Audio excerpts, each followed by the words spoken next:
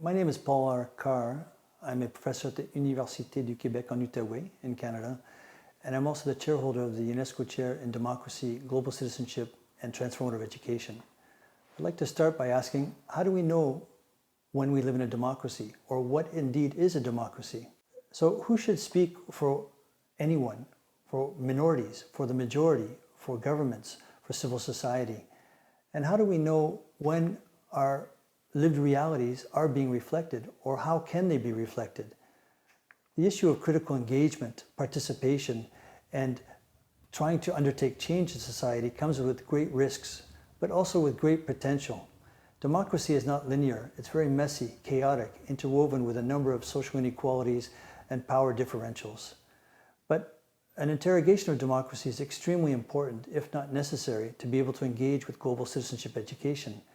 Critical participation is a necessary component to democracy, and without some form of democracy, it would be very difficult to engage in global citizenship. In this presentation, I will briefly outline the context for education for democracy and the need for global citizenship education, develop some ideas on democracy, then explore education for democracy, and conclude with some thoughts on linking the two.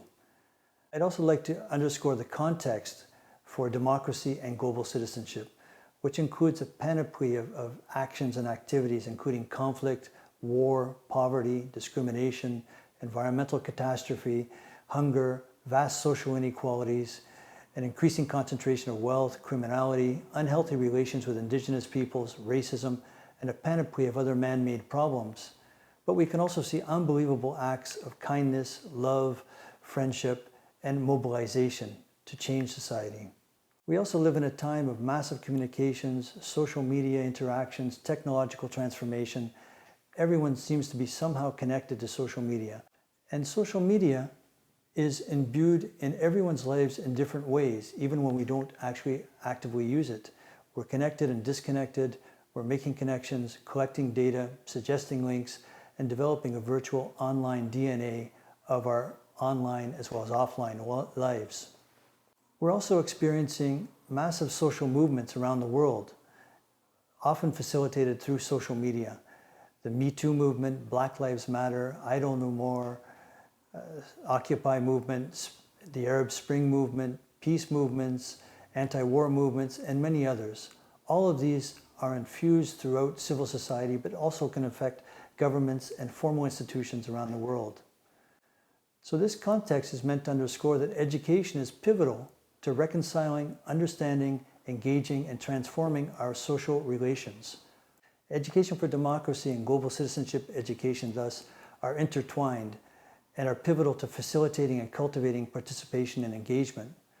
Democracy is fundamental in this context because it represents a framework for our actions in critical participation and engagement, as well as critical literacy, agency, and solidarity. And it underpins the notion of global citizenship, thus supporting global citizenship education. In the next section, let's take a closer look at democracy and what it means.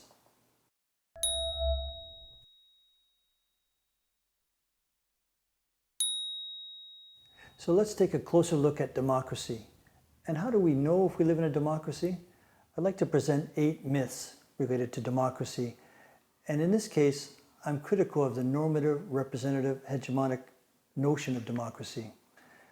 The objective is to create a more transformative, critically engaged, thicker democracy, one that can be more inclusive, socially justice-based, and allowing for greater participation of all of the population. The first myth is that normative democracy is the only legitimate democracy. What is normative democracy? In a few words, it involves the notion that somehow there are usually only 2 predominant political parties. Those 2 parties usually vie for and rule the country from its inception, as is the case in Canada and the United States, and perhaps generally elsewhere as well. This normative democracy also includes elections, political institutions such as parliament that develops laws, and administration or bureaucracy that helps administer these laws, and a judiciary that adjudicates problems in society. The last 2 components in particular are meant to be fair-minded, inclusive, and neutral in interpreting the needs of society. There are dozens of spin-offs of this type of democracy, including constitutional, monarchical, socialist, and other different forms of governance. Our education systems are also generally founded on the notion of normative democracy, yet it would appear that there are no or very little courses, experiences, evaluations, training, etc., that clearly and directly put the focus on building a democracy. The general belief is that normative democracy is the only democracy. So it is important to imagine alternatives and reimagine how we can build a more substantive and fruitful democracy. The second myth is that not voting signifies disengagement. If democracy hinges on voting in elections, then why do so many people choose not to participate, especially young people? And how can we interpret their disengagement if it is indeed that? The majority of voters is often those people who do not vote, who do not participate, yet they are left without a voice and also without a seat at the decision-making table. But at the same time, we see almost endless campaigning, funds spent, and advertising, etc., which is really the window dressing of normative democracy.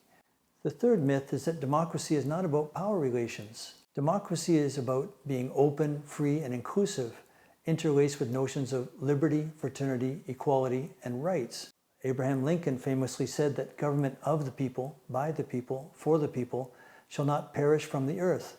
Yet many people are unaware that half of all of the founders of the US Constitution were slaveholders. We can also think of the notion of when women acquired the right to vote and the status of women in societies. This is not a democratic foundation to inclusion and equality. There are also issues in relation to race, social class, and other groups and minorities. So democracy is about power and power relations, and in particular, inequitable power relations. The fourth myth is that democracy must include capitalism. We often think of capitalism as the natural default system, inextricably ingrained in democracy, with the right to earn and consume and purchase trumping all other rights, such as access to a clean and healthy environment, reasonable income for all, equality of access to quality education, healthcare, and the possibility of not contributing to or partaking in warfare and conflict. So what is capitalism, and is it compatible with democracy? We can see that wealth is being increasingly concentrated in the hands of the few, the 1%, or the super wealthy, the 0.1%. Social inequalities are increasing. Poverty, in many regards, is not dissipating. The 8 wealthiest people in the world have as much wealth as the 3.5 billion people on the bottom around the world.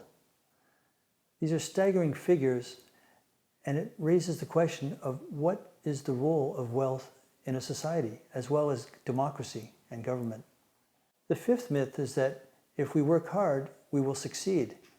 Yet we know that many people are very conscientious, very ethical, very unwavering in their commitment to themselves, their families, and their societies, and yet they are still living in generational poverty.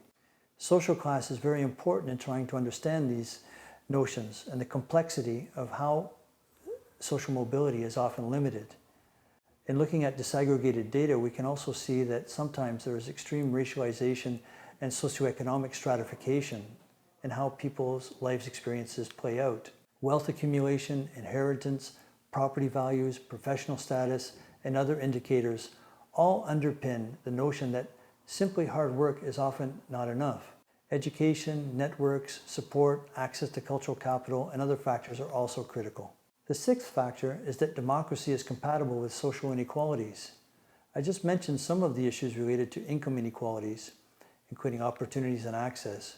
What does democracy mean to the homeless, to those who have been abused and violated, to those who have faced hatred, hate crimes and xenophobia, to those who have been wrongfully accused, and the most vulnerable populations? Affirming that we live in a democracy would do little to soften the unrelenting pain and injustice that many feel. The seventh myth is that normative democracy is exportable. The notion of this mainstream normative hegemonic common sense democracy often leads to the inevitable conclusion that it must be imposed elsewhere, that no other model, philosophy, conceptual underpinning, way of life, or political economic system could be imaginable outside of the one complete and replete with the two political parties, elections, the typical institutions, and a favorable capitalist environment, as well as a Eurocentric cultural framework. that defines notions of freedom, liberty, equality, and the like.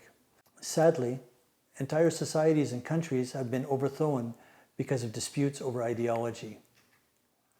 If normative democracy has been interlaced with inequalities historically, can it be the vehicle to lead to emancipation and social justice for everyone today? The last and final myth that I will represent is that democracy is not a process.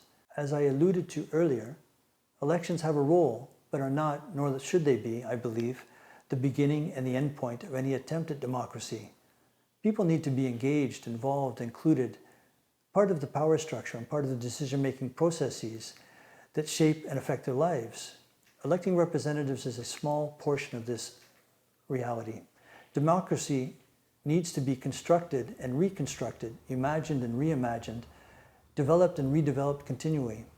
Further, such social inequalities, power imbalances, and a large rejection of the political institution of voting, the lack of real and perceived diversity, intertwined within power and decision-making levels and processes, and significantly the unclear or neoliberal role of education in shaping and mobilizing education to buttress, shape, and frame democratic engagement and democratic pertinence all need to be addressed.